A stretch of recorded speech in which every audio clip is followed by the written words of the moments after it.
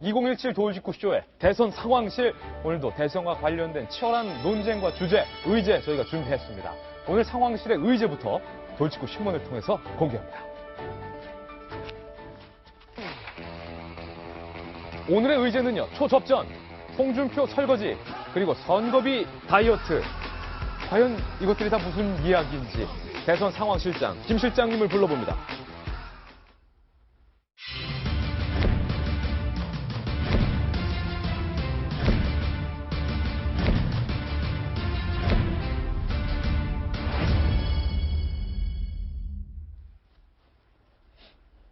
네, 전국에 계신 5천만 국민 여러분, 그리고 해외 동포 여러분 반갑습니다. 대선 상황 실장 김 실장입니다.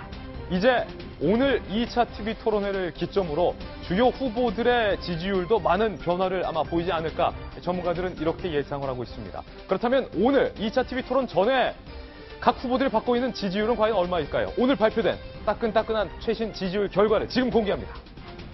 김 실장이 오늘 준비한 대선 후보 6자 대결 지지도입니다. 먼저 문재인 후보가 37.7%, 안철수 후보가 34.6%로 두 후보가 오차 범위 내에서 초접전을 벌이고 있습니다. 그리고 홍준표 후보가 8.5% 올랐고요. 심상정 후보가 3.5%, 유승민 3.4%, 조원진 1.0%, 기타 0.4, 없음 5.8%, 모름 무응답도 5.0%를 나타냈습니다. 문재인 후보와 안철수 후보가 여전히 상대를 향한 네거티브 공세가 상당히 많이 왔다 갔다 했는데도 불구하고 두 후보의 지지율은 큰 등락 없이 오차 범위 내에서 여전히 초접전 양상을 보이고 있다는 증거입니다. 그렇다면 이번 선거에서 과연 지역별로는 이 표심과 민심이 어떻게 달라질까요? 그래서 김 실장이 또 준비했습니다. 돌면 나옵니다. 주요 지역별 6자 대결 대선 후보 지지도 결과, 역시 오늘 발표된 여론조사 결과 준비했습니다. 먼저 서울입니다. 서울은요, 문재인 후보가 39.6%, 그리고 안철수 후보가 30.9%로 문 후보가 서울에서 앞서 나가고 있고요. 심상정 7.3, 홍준표 5.9, 유승민 3.3. 그리고 경기 인천으로 가볼까요? 경기 인천으로 가면 양상은 달라집니다. 문재인 후보의 지지율보다 안철수 후보가 오차 범위 내지만 앞서가고 있습니다. 40.5%, 그리고 문재인 후보는 37.4%, 홍준표 5.4, 유승민 3.6, 심상정 3.3, 조원진 1.7. 그러니까 서울에서는 문 후보 쪽이, 경기 인천에서는 경인 지역에서는 안철수 후보 쪽이 엎치락 뒤치락 하지만 서로 다른 강세를 보이고 있다는 흐름 정도는 읽힐 수 있을 것 같습니다. 그리고 대전, 세종, 충청. 충청의 민심 볼까요? 안철수 39.5%, 문재인 31.1%로 안철수 후보가 이 충청에서는 좀 강세를 보이고 있군요. 그리고 이번엔 광주 전라로 가보겠습니다. 광주 전라에서는 문재인 후보가 안철수 후보보다 강세를 보이고 있습니다. 50.3%, 안철수 36.3%. 그리고 대구 경북 TK는 또 결과가 달라집니다. 안철수 34.2%, 문재인 29.3%, 홍준표 후보가 14.8%. 그리고 부울경, 부산, 울산, 경남에서는 문재인 35.5, 안철수 24.0, 홍준표 18.0. 그리고 강원, 제주에서는 문재인 44.8, 안철수 35.2.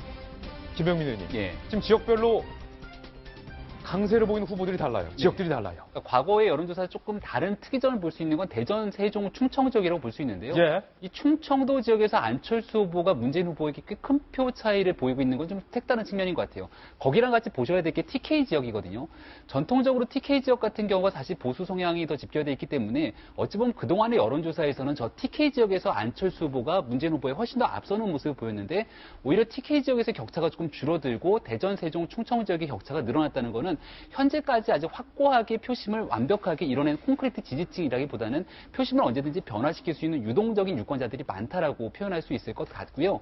서울이랑 경기, 인천 같은 경우도 전통적으로 역대의 투표 결과를 보게 되면은 크게 수도권의 표심이 다르지 않습니다. 근데 서울 지역에서는 문재인 후보가 좀 앞서고 있고, 경기, 인천 지역에서는 안철수 후보가 앞서고 있다는 거는 전체적인 선거 결과로 봤을 때 문, 안, 양강 구도가 현재까지는 고착화되어 있다, 이렇게 분석할 수 있을 것 같습니다. 박성규 전 대변인, 네네. 문화부 차관부터 청와대 대변인부터 요직들을 두루 다 거치셨는데 선거도 또 해보셨잖아요, 수도권에서. 지금 보면요, 서울과 경기, 인천에서 서로 강점인 지역이 있지만 전반적으로 볼 때 수도권이 완전히 초접전 양상을 보인다. 그러니까 수도권에서 누가 이겨도 어색하지 않다. 네네. 누가 이길지 질지 현재 모르는 상황이다. 원래 수도권 민심이 이렇게 좀 복잡한가요? 예, 수도권 민심은 지금까지 역대 선거에서 보면 하나의 특징이 있었죠. 여당보다는 야당에게 표가 쏠리는 현재 집권하고 있는 세력보다는. 근데 지금 뭐 현재도 박근혜 대통령이 탄핵으로 물러나긴 했지만은 안철수, 문재인 두 후보 다 이제까지 전통 개념으로 보면 야권에 속해 있는 그런 분들이거든요. 그건 당연한 현상이라고 보고요. 예. 저는 서울에서 특히 이제 좀 눈이 가는 게 심상정 후보가 7.3%로 나와요. 서울에서는 심상정 후보가 삽니다. 굉장히 기본적으로 가지고 있는 표보다도 높게 나온다는 이야기인데 저것이 문재인, 안철수 두 후보의 양강 체제를 구축하고 있는 가운데 어떤 영향을 미칠까 하는 것이 아마 좀 포인트가 좀 될 수 있습니다. 심상정 후보의 선전이 과연 문안 둘 중에 누구에게 유리불리하냐? 예. 그리고 지금 뭐 여러 가지 얘기하지만 우리 여론조사 결과는 조사 기관에 따라 지금 편차가 굉장히 크잖아요. 예. 여론조사에 크게 의미 부여할 것은 아니라고 보지만 아까 처음에 시작할 때 말씀하셨던 국민이 가장 지금 궁금해하고 있는 부분은 안보 문제, 그다음에 일자리 문제.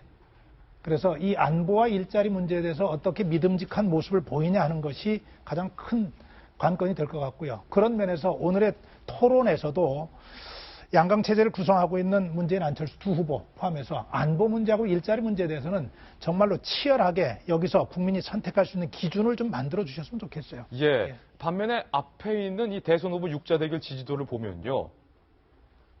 이 칼럼. 지금 뭐 오차 범위 아니에요, 두 후보가. 문재인 37.7, 안철수 34.6으로 오차 범위 안에서 뭐 접전 양상이다 이렇게 해석을 하는 것이 맞지만 같은 오차 범위 아니더라도 37대 36으로 붙는 것과 37.7대 34.6으로 붙는 것과 약간 좀 후보들이 보는 느낌적인 느낌은 좀 다를 것 같아요. 그렇죠. 그 오차범위 내라는 걸 우리가 이제 항상 강조하지 예. 않습니까? 그리고 오차범위 내라는 거는 사실 이거 별 의미 없다라는 그렇게 해석을 하면 됩니다. 그럼에도 불구하고 후보들 입장에서는 0.1%도 굉장히 중요하죠. 소수점 두째짜리도 신경 쓰여요. 그렇죠. 그러니까 캠프 안에 있는 사람들은 0.1이든 1이든 일단 상대 후보보다 높아야지만 좀 안심이 되고 좀 표정 관리가 됩니다. 그런데 이제 지금 이 상황에서 보면 요즘 보면 문재인, 안철수 후보가 서로 엎치락 뒤치락 하면서 서로 앞서가는 뒤서가는 이제 각자 유리한 대로 해석하는 경향이 있는데요.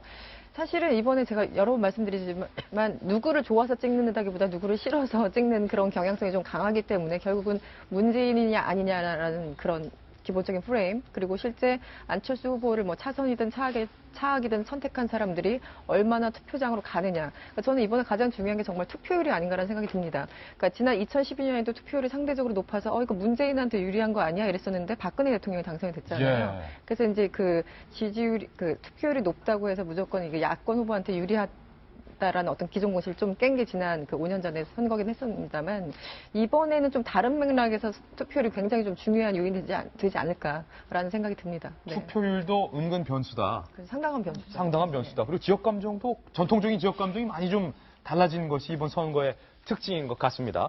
이제 본격적인 대선 상황실의 3대 대선 뉴스 하나씩 소개해드리겠습니다. 먼저 저희가 오늘 꼽은 중요한 첫 번째 대선 뉴스를 지금 공개합니다.